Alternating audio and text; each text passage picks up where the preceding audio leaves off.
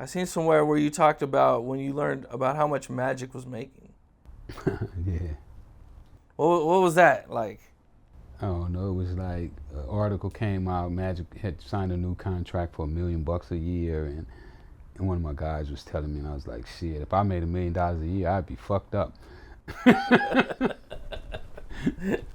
Something like that. I can't remember the exact way it happened, but they had showed it to me, and I was like, damn, that's all he making, man. I'm glad I don't play basketball. Did you think it was a lot for a basketball player at that time, or did you think It wasn't a lot for me. mm, You know, it might have been great for a basketball player, but for me, it wasn't enough. It wouldn't have sustained my lifestyle at that time. yeah, that's crazy to think. Like, you know what I'm saying, to like Magic Johnson, and you know how Yeah, I had myself in a position of unbelievable power. I mean, I could have did so much, but I was still young, you know, and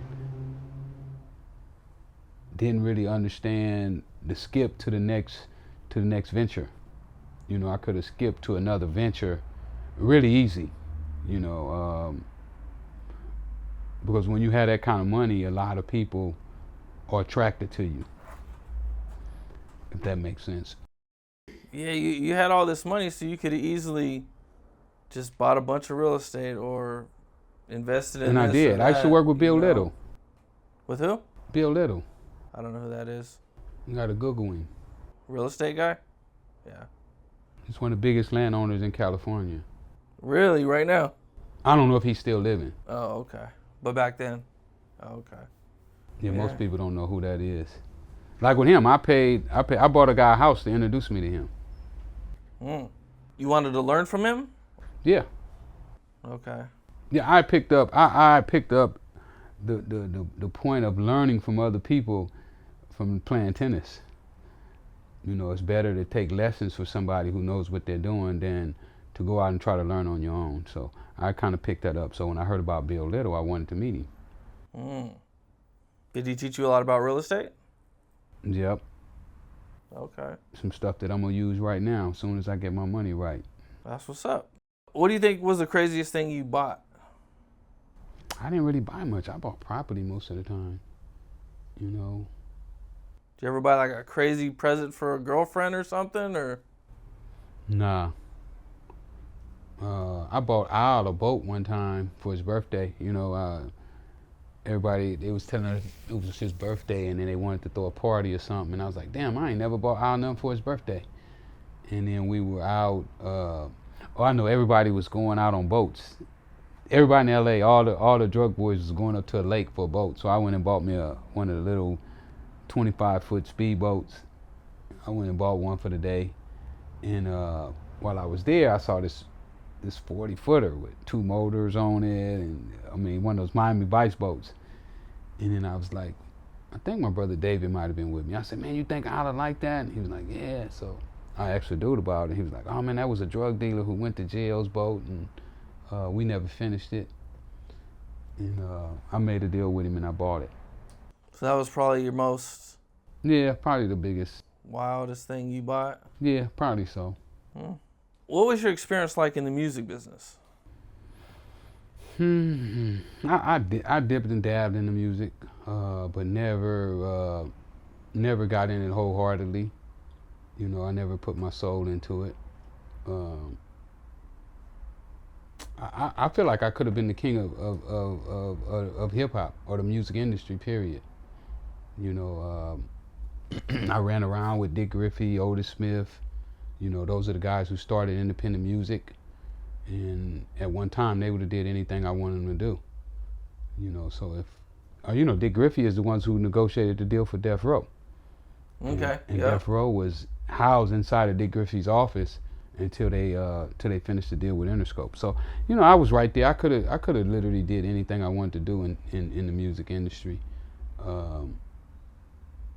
Reggie Rutherford was a friend of mine. You know, we went to school together. Reggie Brass was the Godfather's personal bodyguard. He tried to introduce me to the Godfather back in the days. So, I mean, I was in a position where I could have did whatever I wanted to do in life. I mean, pretty much what I'm doing right now, you know. I could have did boxing. I mean, I could have did anything, you know. Otis is a guy found Anita Baker, Johnny Taylor, Bobby Womack, and he did them independently. So, you know, I was there, but I didn't really give it the time that I needed to. DJ Pooh. What happened with DJ Pooh? DJ Pooh took me to a house. I think it was in Hawthorne one time. He was trying to get me to do his album, and King T was there. I don't know. It was about 15 or 20 guys. Dr. Dre was even there. So, you know, me and Pooh, we was cool, you know, but he was young and he asked me for too much money. You know, if I probably would have did his album had I not just given Otis $600,000 for Anita Baker's album. So when DJ Pooh asked me, he told me he needed $200,000 to do an album, but if he would have said he needed $30,000 or $40,000 to do an album, I probably would have did it. But I just gave up $600 to Otis, and I was not finna give up another $200 for some music business stuff that I didn't really know. I didn't know much about it. Do you know what year this was? Nah, I'm not sure what year it was. But this is before N.W.A. Oh, way before N.W.A. And Dr. Dre was there. Yeah, Dre told me he was there. I didn't know Dr. Dre was there because I didn't know none of those guys. I didn't even know who King T was at the time. I was not a hip hop head. I was a cocaine dealer, so I didn't really pay attention to music people. You know, like one time we had the Soul Train Awards and we standing right outside of Michael Jackson's trailer and Otis and Don Cornelius was like, "You want to come in and meet Michael?" And I was like, I don't care about meeting Michael. Michael Jackson. Yeah, Michael Jackson. And that's when Thriller and all that stuff. I had a chance to go up to Quincy Jones' studio because Reggie Rutherford was Quincy Jones' personal bodyguard. And Michael Jackson's personal bodyguard. Damn. So yeah, you had a chance to meet everybody. Reggie Brass was the Godfather's personal bodyguard. Still is right now today. The Black Godfather. The guy who they say is the Black Godfather. Okay, I don't know who that is. What's his name? I can't think of his name either. Is that a It's a documentary out about him. They call him the Black Godfather. Okay. When you were going to invest in this DJ Pooh album, was it like investing in Dr. Dre, investing in everybody there, or what? DJ Pooh was just a DJ. Was he gonna get a bunch of rappers on the album? I don't know what he wanted to do. I didn't really dig. I think he wanted to be a rapper himself. I think he was planning on doing his own album. So I'm not really sure of